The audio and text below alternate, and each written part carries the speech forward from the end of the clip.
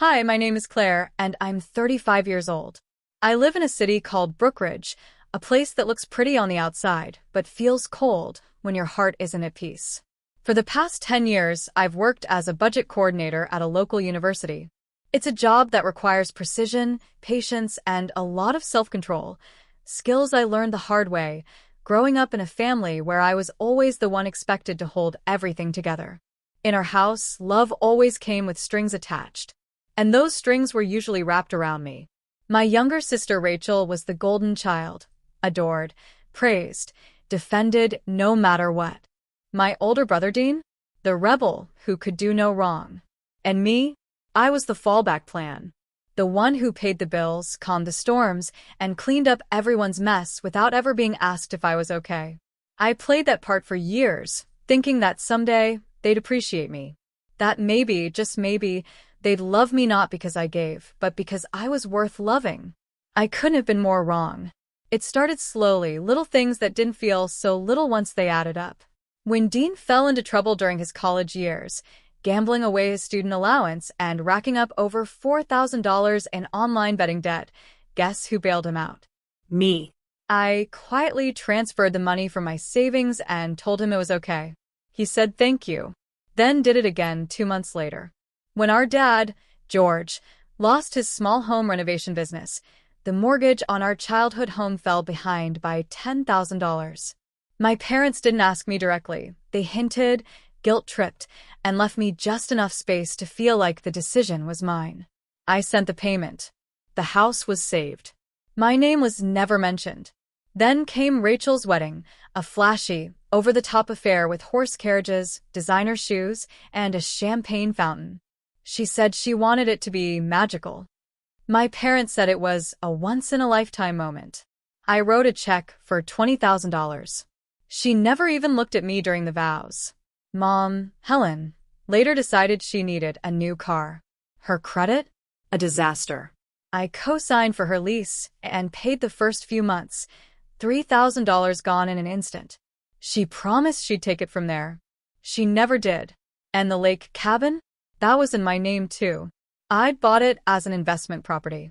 But they treated it like a family campground, wrecking furniture, leaving dishes everywhere, hosting barbecues without asking. I had to spend over $3,500 in repairs just to keep the place standing. But through it all, I said nothing. I kept showing up. I kept giving. I told myself that family meant sacrifice. But that belief was about to break.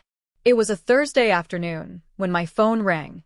I was in the middle of finalizing department budgets at work, staring at spreadsheets, when I saw the caller ID. Mom, Helen. Her voice came through the speaker with that syrupy tone she reserved for when she wanted something. Claire, sweetheart, Rachel's baby shower is coming up. You know how much this means to her. We just want everything to be perfect. I already knew where this was going. I'd been here before. Still, I sighed and said, all right, just tell me what you need. 2 days later, I wired $5,000 to the event planner. That covered the venue, catering, floral arrangements, personalized cookies, and some over-the-top baby-themed decorations Rachel just had to have. I didn't mind paying, not really. Somewhere deep down, I was still hoping that maybe this time I'd be part of the celebration. That I'd finally be acknowledged. That I'd have a seat at the table, both literally and emotionally. But then the message came. It was from Rachel herself. Hey Claire, thanks for the contribution. Just wanted to let you know, we're keeping the guest list tight. You're not invited, but feel free to send a gift. I stared at my phone for a long moment, not quite believing what I was reading.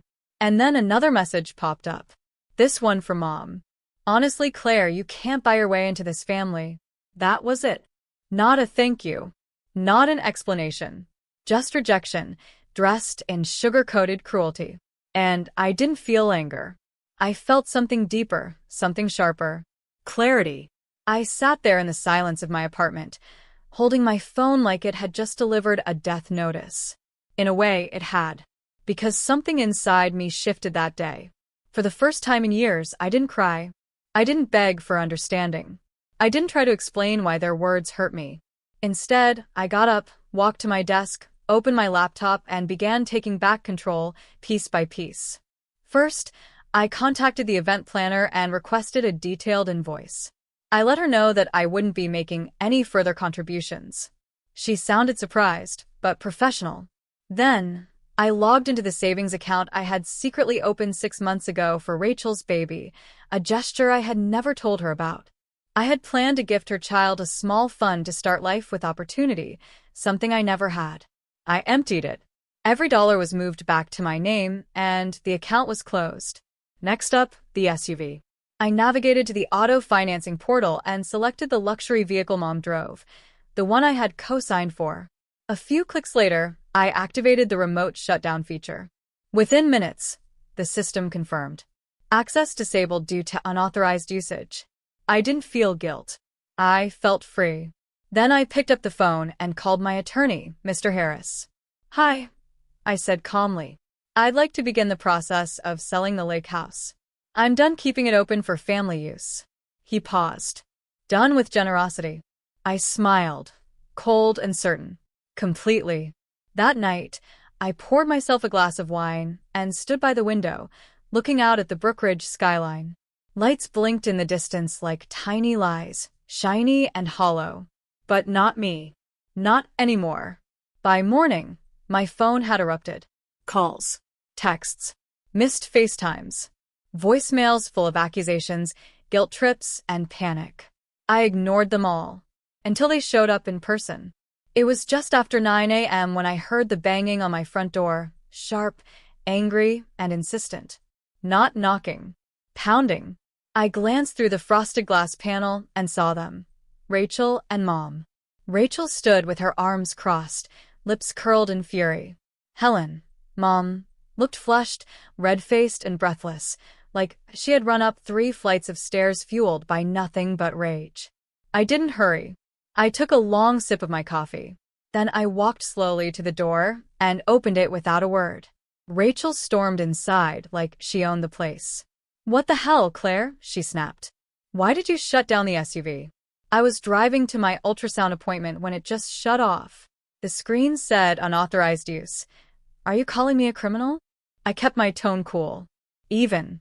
That's a safety feature on newer models," I said. "Remote disable. Works when the cosigner doesn't authorize the driver anymore." Helen pushed in behind her, voice shrill and frantic. "And the baby fund? You told us you opened that for the child's future. What kind of monster takes money back from a baby?" Ah, there it was. The truth buried in the tantrum. They hadn't wanted me around for love or connection. They wanted my money, my access, my silence. I stood tall. "You made it clear I wasn't part of this family anymore," I said quietly. So I stopped pretending. They stared at me, stunned. For once, they didn't have a comeback. Not right away. Rachel's face twisted in disbelief, eyes darting between me and Mom as if waiting for someone, anyone, to fix the moment. But Helen didn't back down. "You're being ridiculous, Claire," she hissed. "Families fight. This is just a misunderstanding. You're blowing it out of proportion." I tilted my head and smiled faintly. The manipulation was so predictable, it almost bored me. "No, Mom," I said. "What families don't do is take thousands from someone, exclude them, and then act like it's all a communication problem." Rachel opened her mouth again, but I raised a hand. "Save it."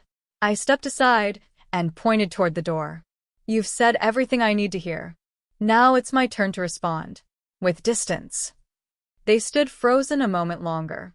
Then, without another word, they turned and walked out, Rachel stomping, Mom fuming. They didn't slam the door on the way out. I did. And for the first time in years, it didn't echo. 2 days passed. I didn't hear a word from them. Not a call. Not an apology. Just silence, cold and calculated, the way it always was when they were trying to make me feel guilty for reacting to their cruelty. Then, a text from Rachel. "Just so you know, the baby shower is still happening tomorrow at 3 p.m. Don't bother showing up. We don't want drama."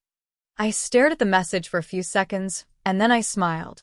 Not the kind of smile that comes from amusement. The kind that comes from resolve. If they wanted a scene, I'd bring the truth. The next day, I got dressed carefully. A soft blue silk blouse, black heels, hair curled just enough, light makeup, clean, sharp, controlled, like the calm before a hurricane. I arrived at the venue, an upscale banquet hall in downtown Brookridge, at exactly 3:17 p.m. The event was already underway, soft music, glasses clinking, fake laughter floating through floral arches I had paid for.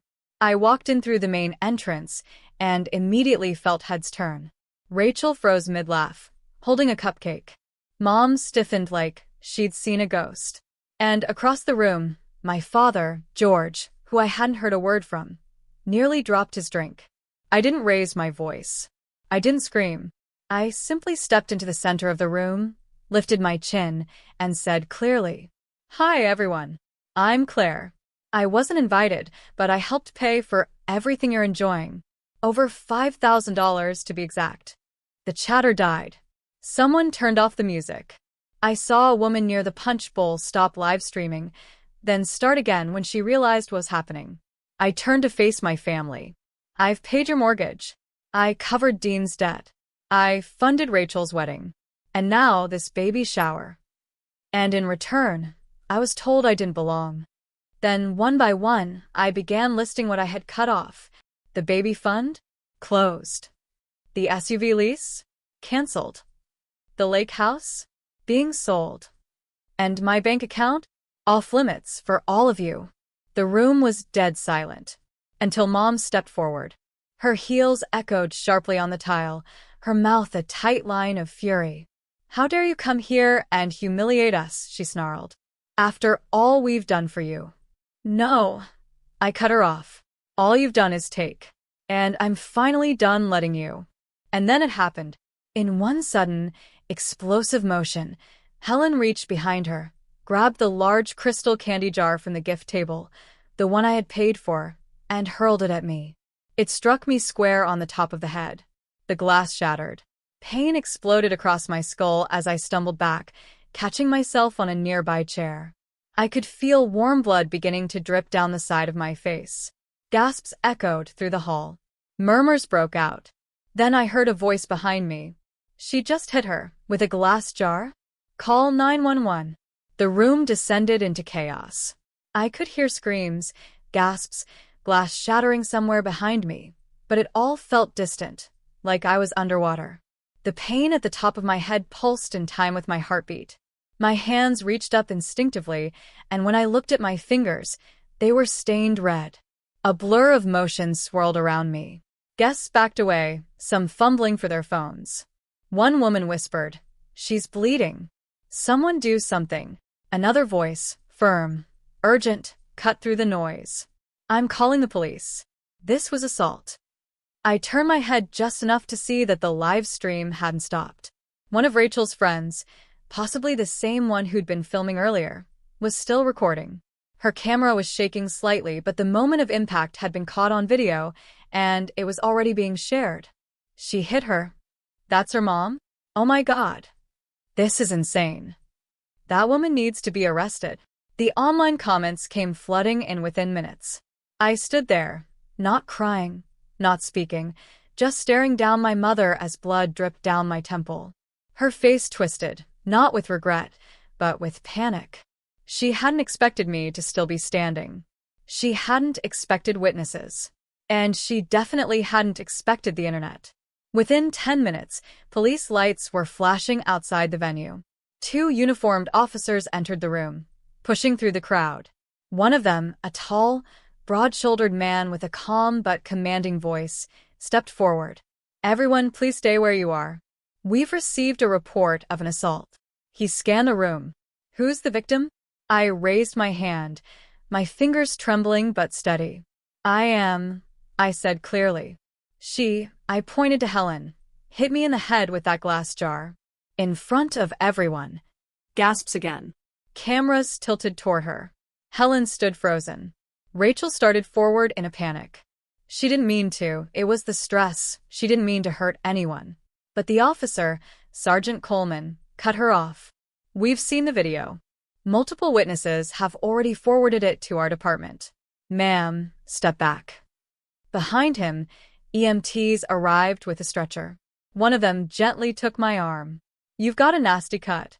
We need to clean this and check for a concussion." I nodded silently and let them help me sit. Then, Sergeant Coleman turned toward Helen.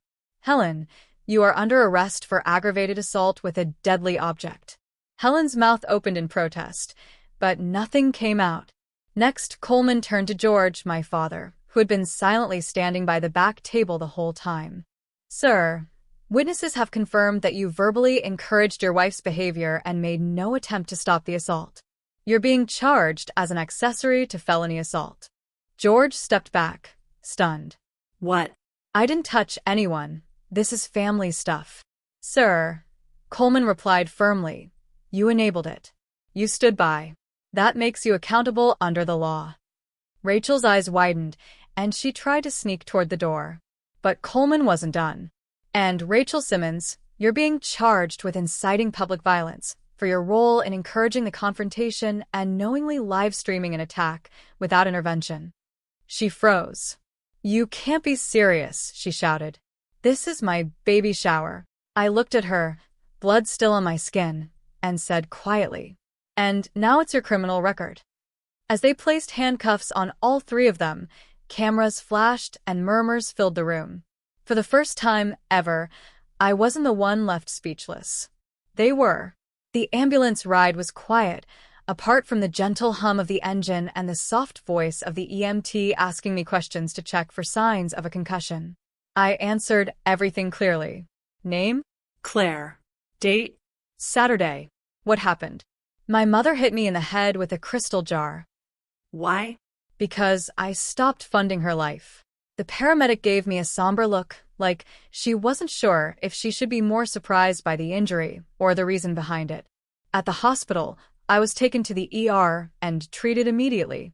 The doctor confirmed a mild concussion and a laceration that didn't require stitches but left a bruised, swelling bump that would take a few days to go down. He gave me a printed medical report, and I asked for an extra copy. I knew I'd need it soon. I was discharged the next day and didn't go home.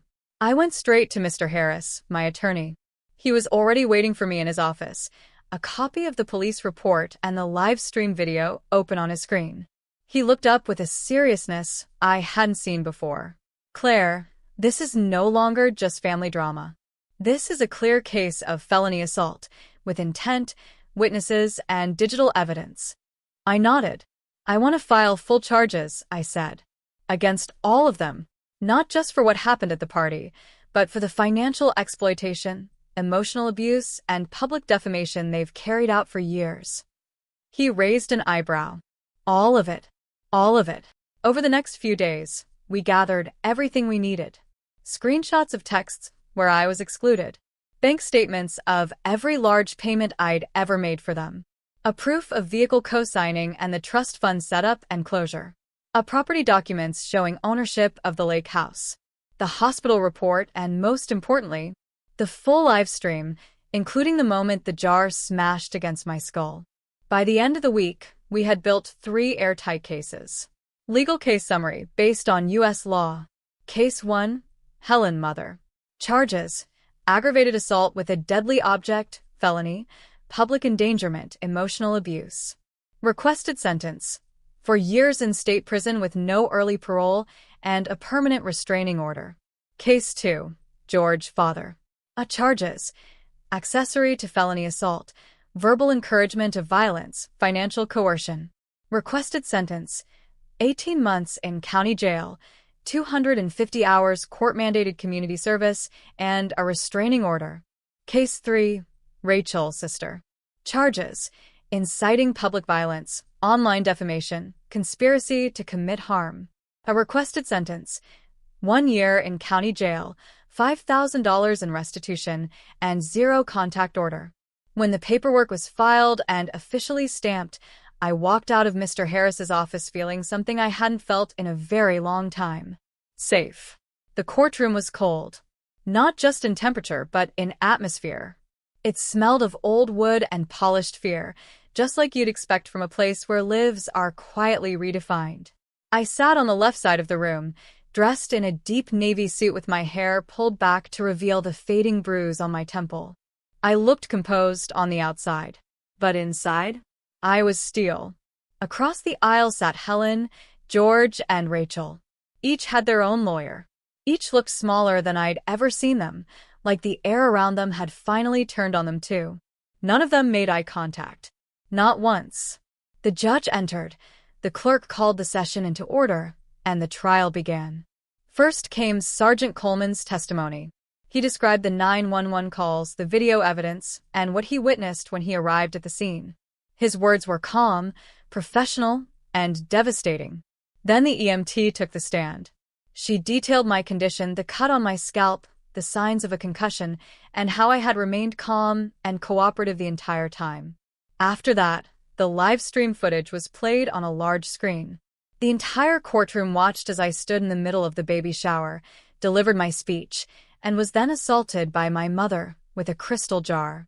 The glass-to-skull impact echoed. The gasps in the courtroom mirrored those on the recording. The judge's face darkened visibly. And then it was my turn. I stepped onto the witness stand, looked at the judge, then at the jury. And I told my story, not just of that day, but of the years before it. Your Honor, I began, that jar wasn't the first thing my family broke. They've been chipping away at me for over a decade. But I stayed quiet because I was taught that blood means loyalty. That family deserves second, third, and 10th chances. But I've learned something else. I turned my eyes to Helen. Family doesn't get to abuse you just because they gave you life. They don't get to take your money, your time, your mental health, and then strike you in the head when you finally say enough. That wasn't love. That was control. And I'm taking that control back. The courtroom held its breath. Mr. Harris stood and delivered his closing argument with razor precision. He laid out the financial exploitation, the psychological damage, and the public violence caught on tape. The prosecution didn't even need to embellish anything. The facts were damning enough. 2 days later, the verdict came. 2 days later, I returned to the courtroom for sentencing. I sat in the same seat, shoulders straight, eyes forward, as the judge entered and took his place. The air felt heavier this time. Final. He opened a folder, cleared his throat, and began reading. This court has reviewed the evidence, including live video, medical records, financial documents, and multiple witness statements. All 3 defendants have been found guilty. The room fell into absolute silence. And then, one by one, justice was served. Helen Simmons' mother, guilty of aggravated assault with a deadly object. Sentence: 4 years in state prison. Conditions: no early parole. Permanent no-contact restraining order. Order to complete anger management and psychological evaluation. She broke down crying as the bailiff approached. The same hands that used to hug me were now shackled in cuffs. But I didn't look away. Because this time, I wasn't the one in pain. George Simmons' father, guilty of being an accessory to felony assault. Sentence: 18 months in county jail, followed by 250 hours of community service. Conditions: court-ordered counseling for enabling abuse. Barred from financial or legal access to my name. He didn't cry. He didn't even flinch. Just stared at the floor, like a man who realized too late what staying silent had cost him. Rachel Simmons' sister, guilty of inciting public violence and live-stream defamation. Sentence: 12 months in county jail, plus a $5,000 restitution payment to me. Conditions: zero contact order. Barred from publicly discussing the case on social media or media platforms. She didn't cry either. She just glared at me, like I had stolen something from her. But she was wrong. I hadn't taken anything from them. I had only taken back what was mine. As I walked out of the courtroom that day, the cameras outside flashed. Reporters shouted questions. But I didn't speak. I didn't need to. They had already heard the truth. And for once, they believed it. That evening, I went home. Not to chaos, not to confrontation, but to peace. I turned off my phone, closed the blinds, and let myself sit in silence with a cup of tea. For the first time in years, my heart wasn't racing. My mind wasn't spinning. There were no fake apologies or guilt-laced messages to untangle. There was just stillness, and it felt earned. 2 weeks after the sentencing, I stood on the porch of the lake house for the last time. The breeze off the water carried a softness I'd never noticed before, maybe because I'd always been too busy cleaning up after someone else's mess to enjoy it. I had sold the property for a strong price, above market, actually, and used the profit to finish paying off my condo in Brookridge. I also put down a deposit on a new home in a quiet little town about an hour outside the city. A place where no one knew my name. And I liked it that way. Before locking the door one last time, I walked through the empty lake house. Every corner whispered echoes of parties I wasn't invited to, dishes I didn't use, furniture I didn't break, laughter I never shared. But the silence it left behind? That was mine. I moved within the week. My new home was smaller, modern, and surrounded by trees instead of judgment. I blocked Helen, George, and Rachel on every platform, changed my number, canceled every joint account they had access to. Not out of revenge, just protection. It was over, but healing wasn't immediate. I started therapy. At first, I didn't even know what to say. My therapist let me sit quietly. Then she asked, "When was the last time you made a decision just for yourself?" It hit me like a punch to the chest, because I couldn't remember.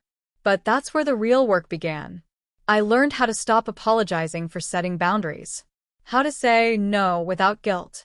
How to stop measuring my value in dollars spent or silence maintained. And slowly, I started living again. One quiet morning, months after the trial, I sat in the sunlit kitchen of my new home, sipping black coffee while the birds outside chirped like they were part of some healing ritual. That's when it happened. A soft thud at the door. I walked over and found a single envelope on the floor. No return address, just my name and new address written in a familiar, nervous hand. I knew who it was from before I opened it. Inside was a short letter, written in ink with a shaky slant. "Claire, I've stayed out of all of this for as long as I could, but I saw the video. I've watched it too many times to count. I'm sorry. I should have spoken up when I saw how they treated you. I should have said something when Rachel excluded you from everything you paid for. I know this doesn't fix anything, but if our child ever asks why they don't know their Aunt Claire, I'll tell them the truth. Adam, Rachel's husband, the only one in that family who had stayed mostly silent, but now, too late, he had something to say." I read the letter twice, then folded it. I didn't cry. I didn't get angry. I didn't even reply. I just slid it into a drawer, not because I needed closure, but because I'd already found it on my own. Weeks turned into months. I filled my time with long walks, actual friendships, and work that made me feel proud, not used. I joined a local nonprofit as a part-time financial mentor, helping struggling families budget and rebuild their lives. Not because I had to, but because I chose to. One evening, I stood in front of the mirror, brushing my hair back from the faint scar on my scalp. And for the first time, I whispered something I never believed I'd say. "You did it." Not because I won the court case. Not because they went to jail. But because I had finally chosen myself. And that was enough. If you enjoyed this story, don't forget to like, comment, and subscribe. Your support helps us bring more powerful, true inspired stories to life. Share your thoughts below. We'd love to hear your perspective. New stories drop every week, so stay tuned.